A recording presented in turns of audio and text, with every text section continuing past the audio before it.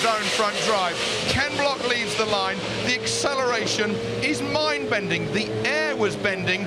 Such was the force and the noise coming out of that near 7-litre V8. He's got special tyres with special compound, and he's just overdone it, and he's spun it, and he doesn't quite get to the bales, but it's all part of the action. Ken Block, a global rallycross race winner this year, X Games gold medalist, and a man with nearly 350 million YouTube views over his Gymkhana series. Just look at this. Do you think he was trying a little bit extra hard to impress the boss? The lever of fever was yanked a bit too far. Brilliant. Big donut in front of the house, and here they come over the brow. And he flicks it sideways. 800 plus horsepower. Oh, throttle like a light switch. Can you imagine when they were filming Gymkhana 7 in downtown LA at 5 in the morning and people were woken up with this noise between the skyscrapers? Yes, that happened. You would have assumed the world was ending, wouldn't you? You thought the San Andreas fault had opened up with a noise such as this. Through the last left-hander, and Bruce, I think, is going to try to capture some thoughts from Lord March after that. If he's not awake now, he never will be. Jake Hill is about to lose the race lead, I fear, because to the outside line comes Craig Davis, but Jake breaks as late as he dares, coming down to Woodcote, fends him off. Really good defensive driving there. Yeah, absolutely beautiful. He closed the door early, he made his intentions clear, and he didn't deviate. That gave Craig Davis absolutely no chance to have a late lunge up the inside into Woodcote. Jake Hill managing to get a nice, clean chicane done. That's given him good momentum onto the straight. He can retain the lead. Craig Davis tried the outside, tries the inside. Jake goes a little bit wide into Madrick there. Breaks as late as he could, but actually comes out a length ahead. It's going to be interesting, this, because he's got a smaller engine, small 3-litre, against the Boss Mustang, but it's a later car. There is Graham Scarborough, number 24, Ford Capri, just ahead of David Devine in the Bob Holden Australian colours. You've got the Toyota of Matt Green next up, the Win Percy tribute car, also carving his way through there. The genuine Patrick Motorsport Rover, James Wood at the wheel of it. Wonderful racing, this. Yeah, fantastic. Really nice move from James Wood to set that one up early. He's coming out of Madrick, up the inside into Fordwater, the fastest corner on the track. Not an easy move to pull off. Jake Hill, meanwhile, nice and clean. He's got just enough of a cushion. That 1 car length between him and Craig Davies is all you need to be able to retain your normal optimum line. You don't yet need to go defensive, but I suspect that now he will do. Now Craig Davies has the horsepower advantage. He looks to the right, he looks to the left. Jake forcing him down the outside. It's going to be a question of nerves on the braking point. So Craig Davis is ahead, but Jake Hill with 2 wheels on the grass dives back through on the inside. He's done it, he's got the lead back, he's got it sideways, he's got it all under control. Fantastic driving is by Jake Hill. He is one of the modern day stars of the British Touring Car Championship, where it's front wheel drive and you don't go sideways. But in a rear wheel drive Ford Capri, he comes out of the chicane having gained a bit of an advantage, but the power of Craig Davis, his Boss Mustang, tells, goes from the outside to the inside, but he's got to break that a little bit earlier. Well, Jake needs to keep driving this well, every corner, every lap for the entire race. He can do it. He does have the pace. He does have the performance in the corners that he needs from that Capri. But with a rear view mirror full of Craig Davis, to get to the end of the race 16 minutes away without making a mistake is going to be a tough challenge. Yeah, good luck, Jake. Jack Young's James Hunt, Robert Fernell, Tour of Britain winning tribute Camaro, looking as though that might be dropping something on the road as James Wood's Rover gets up past the ex-Tindos Mini that Rupert Deeth is at the wheel of. James Wood charging his way forward. This is a good drive in the Rover. It is, and he likes that move up the inside into Fordwater. As I said before, the fastest corner on the circuit, so not an easy one to pull off, but beautiful driving, drifting on the throttle there. And there's Craig Davis. You can see they're both struggling to get the power down an equal amount, but this is where Craig Davis is lining up yet another move. So where does Jake Hill position the cold? He's got to hold that inside line, force Craig to the outside. This time Craig Davis goes ahead, but Jake Hill will be later on the brakes, and the Capri goes back through.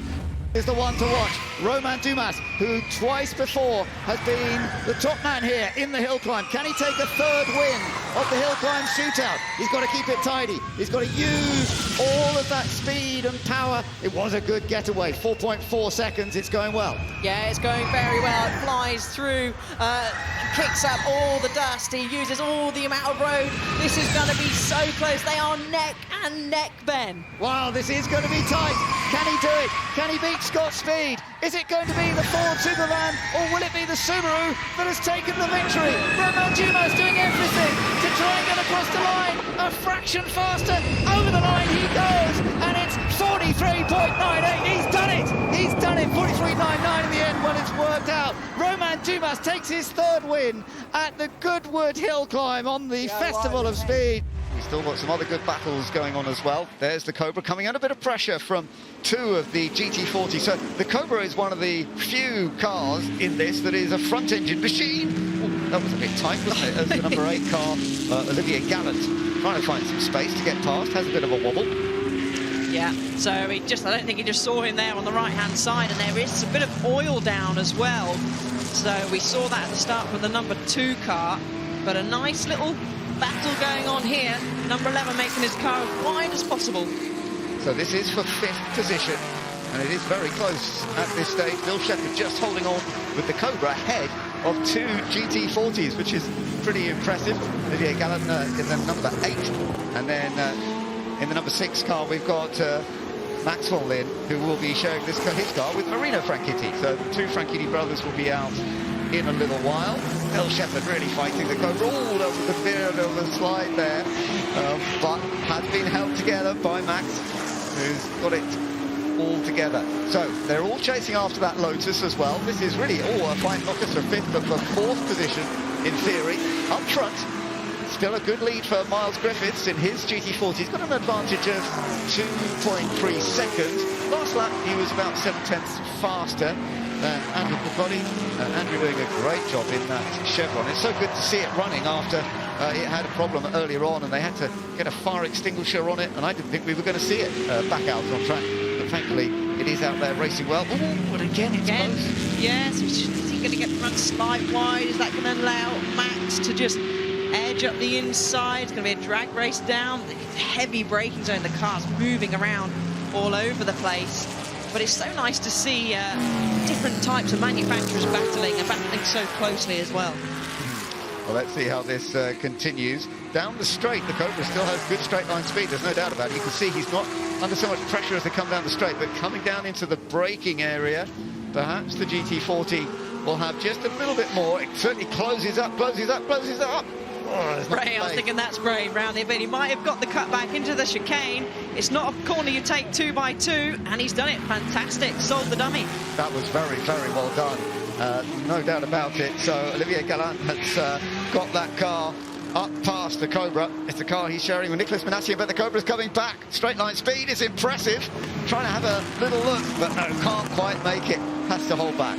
Yeah, Bill thought about it and thought better of it, I think, but he's now going to come under attack as well from the number 6 car. Yeah, that's Maxwell Lynn in that car at the moment, and he's seen how you can do it, but can he repeat it? Can he find the same path? Oh, he's going to have a look. Thought he was going to have a little look into St Mary's, but he thought better of it again. So let's see if he just tries to time it a little bit better. Not quite there yet, but well, he's got to have an opportunity now. This is always an important part of the lap, isn't it? Because you're coming onto the long straight. You've also got back markers to deal with. Let's just have a little look at that, how that all came about again, Alice. Yeah, so the number 11 took fairly normal line, maybe a little bit tighter, and then, yeah, slotted down the inside. Nicely done. And the thing is, when trying to race all different types of cars, is they've all got different sort of positives and negatives around the circuit. So where your car might be strong, another car might be weak, and vice versa. So it's really trying to work out quite quickly where the strengths of your other cars around you are in order to make that move forward. So they've caught up to the back of the Lotus now, so that'll be interesting to see the differences there. The number 11 definitely got more power compared to those around them down the straight, so then it's there that you need to try and capitalise by making the move into the corners. And there's some lovely sound and vibration around the lap as we've got these types of cars. Big V8 engines in the back of the GT40s, and they are making a lot of noise. Same in the back of that yellow Lotus. They're very similar engine. And as they come past our commentary position, you can actually feel the floor shaking a little bit, that vibration that these big V8 engines, it's a beautiful sound. It's something you don't really tend to hear in modern engines, but it's very much a part of the 1960s. Oh, it certainly is. It certainly.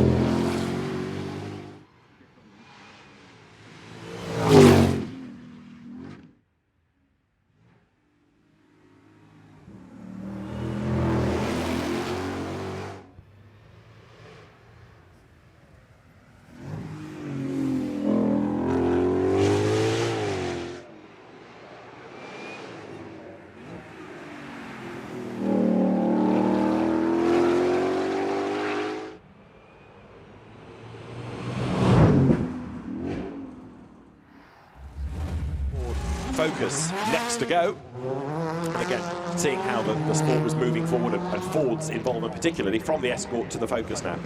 Sure, and we're getting a progression in technology. Obviously, this is almost exactly the car that followed on from that previous Escort we've just watched Stig Blomqvist drive. There was only one generation in between of Focus, the 99 Focus. This is 2001 version, but yeah, you can see Dave's handily pushing this car on, and he is, yes, he's fighting it away out the hairpin and giving it as much as he can. Now, we said in the practice run that the rather high suspension setup might not help him. You suggested it did, and the times were proof of that. And again, he's gone quicker than anybody in the first sector, but the setup does look remarkably high. It does, and he's losing time there on the exit. As you can see, the car's moving around too much, because it is, when you get wider and you want to lean on the car, you do want it to stick like a race car. So when it's tight and natchery and damp under the trees, it's a benefit there, but that car could do with getting down. I think it probably runs in gravel trim normally, and it's just got some tarmac tyres. All over the grass. He's kept it out of the wall. He's going to save it. Yes, he is. Just. Whoa. How about that, everybody? Massive slide to round out the stage. Lots of applause from those at the chicane. And he's smashed the quickest time whilst going sideways at 90 degrees to the finish line. By 4.7 seconds faster than anybody else. Guy, just talk us through what he did wrong here. He carried a whole load of speed, big flick, and obviously just touched that wet grass that you talked about earlier, and it doesn't matter which tyre you have on unless it's a gravel tyre.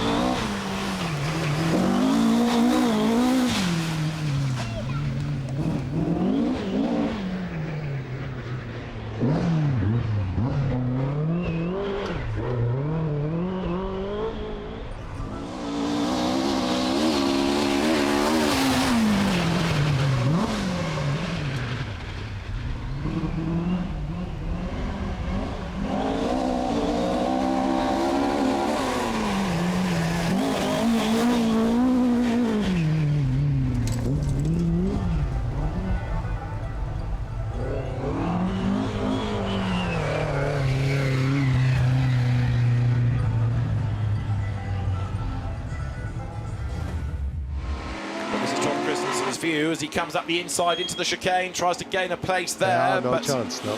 No. Max Bartel fends him off. He will go ahead now. Yeah, the power of the GT40 carries him ahead as they go over the timing line. This is Tom Kristensen's view. Down now towards Madgwick. Richard Mines there, number 9 in his red GT40, the prototype car. Tom Kristensen on his tail. Maximum commitment being put into this. Out of Madgwick. Kristensen looking for the inside line, Jochen. Yeah. Inside line, outside line. You know, it changes all the time with the traffic. So it's not a natural flow that you sort of just follow. And you have to make sure that... Oh, oops, that was a good one. Yeah. Through St Mary's, round the outside goes Tom Kristensen. He left the door wide open. So I think he did it on purpose to make sure that Kristensen gets through. So Richard Mines lets Kristensen through. Tom's next target is going to be Hans Hugenholtz. Is that just ahead? The white GT40? No, it's not.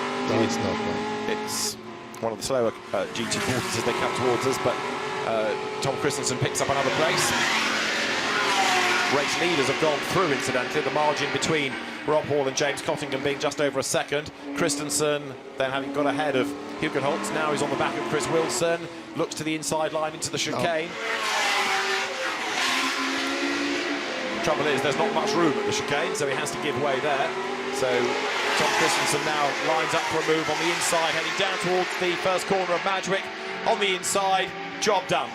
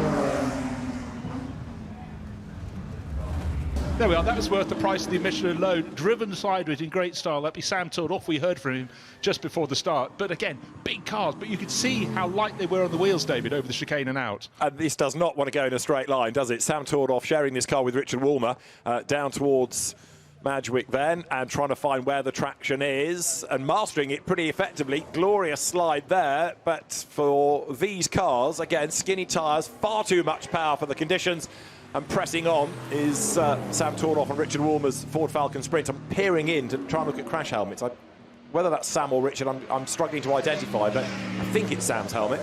Well, you can't tell he wasn't wearing it when he was interviewed, but right now it's an excess of performance over grip. But the confidence that Sam Todd-Off has there, you realise there is far more handling in that car than it looks at the moment. It's floating everywhere, but it's about getting the flow around the circuit, flow being the operative word at the moment.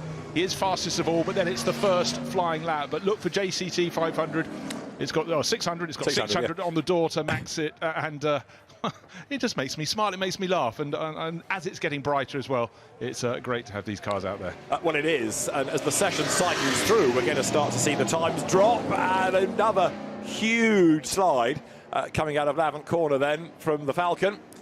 Sam, again, was one of the stars of the 66 touring car races at Speed Week last October. But look, I mean, whether it's meant to be in a straight line or not doesn't really matter. It still gobbles up the real estate. No, I know what he's doing. He's trying to dry out more of the circuit by being a bit wider than he would if he had the four wheels, you know, 2 at the front, 2 at the back. He's getting them all sideways, but we're not complaining. But they've got a half-hour session. They've got time aplenty. But right now, the track is starting to get a dry line. It's all relative, but it's very narrow, and you hit the curb. And that's the sort of thing you do for fun down a country lane, but trying to get a quick lap around here, maybe just biding his time, Frankie. The track will come to them. What I didn't realise was that for the rally stage this evening, a water splash had been put in, but I think Sam Tordov's car has found it as it goes over the line. This is going to be just about on the 2-minute mark, isn't it, as he goes through a 1:58.9. WRC, love the sound of this as it bangs up through the gears, and he's 2 seconds up after the first 100 metres on the Ford Sierra Cosworth that we had up a moment ago. He's not really using the road there, is he? Just cut the corner, he'll be fine. It's a rally car. Exactly, so rally cars are used to going off-road. There was Nick Jarvis mowing the lawn as he comes up to Park Straight. This car with the Repsol colours, braking late, scrabbling for grip. Again, he hooks wheels onto the dirt as he accelerates up towards Flintwall. This car that Carlos Sainz and his regular co-driver of the time, Luis Moya, shared for many an event. Many an adventure, goes now up towards the completion of the run. Nick Jarvis, a great enthusiast, racer and rally driver, and he's putting a lot of effort into this, and it gets quicker and quicker, season after season after season. The time to beat is Gianfranco Mercatelli's 63.61. This is going to be close. There's the flag. The Escort should go top, and it does, a 56.92. Nick Jarvis fastest then in the rally spec Ford.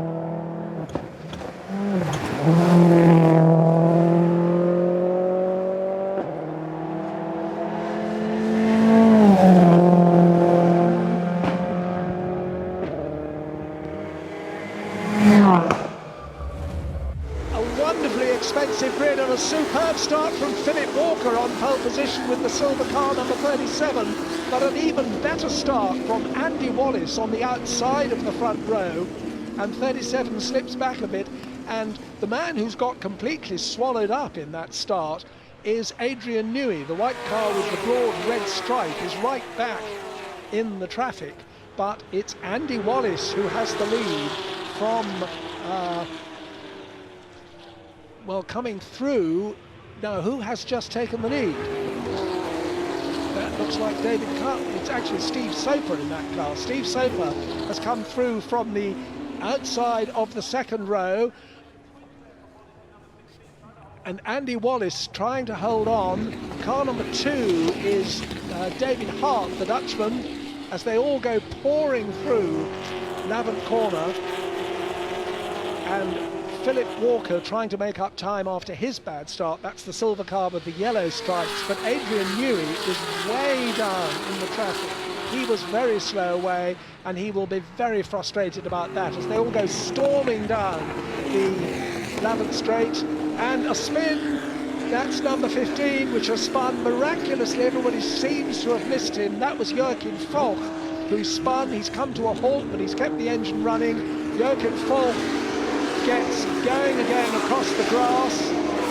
and mercifully nobody hit him in this tight, bunched traffic on the very first lap, but it is indeed Steve Soper who has the lead in number 11. David Hart is in second place in number 2. Then it's Andy Wallace in third place. Philip Walker, recovering from his bad start from pole position, is in fourth place. And Adrian Newey, there he is in number 5, starting to get into his stride after his disastrous start. He is in 5th place, ahead of number 13, which is Emanuele Pirro. 2 is David Hart, he's in 2nd place, and 37 is Philip Walker in 4th. Number 11 has in fact lost the lead. It is David Hart who's got the lead in number 2. The blue car, David Hart, leads now from Steve Soper, who is in 2nd place. And up into 3rd place now has come Philip Walker. Philip Walker is 3rd. Look at Adrian Newey coming down the inside of Philip Walker. Adrian Newey attacking as they go into Woodford Corner. David Hart leads. We've got 2 cars locked together. One of them is number 27, which is Christian Demoulin. But David Hart crosses the start-finish line in the lead with Steve Soper in 2nd place. Philip Walker is 3rd. Adrian Newey is still in 4th place despite all his efforts to get by.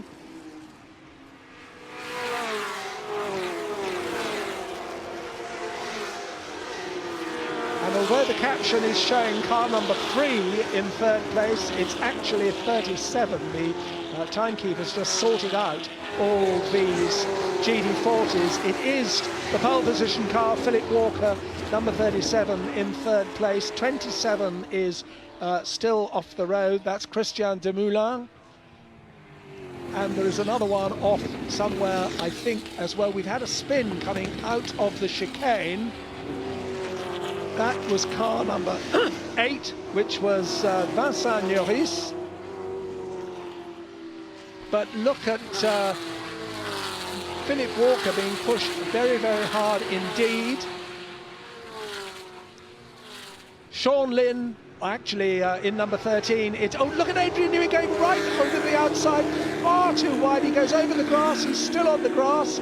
He's now back onto the tarmac, but that means that Emanuele Pirro in the sky blue car, number 13, has been able to profit by Adrian Newey's mistake. Adrian Newey kept the car in one piece despite travelling at high speed over the grass, and that means that with 3 laps already completed,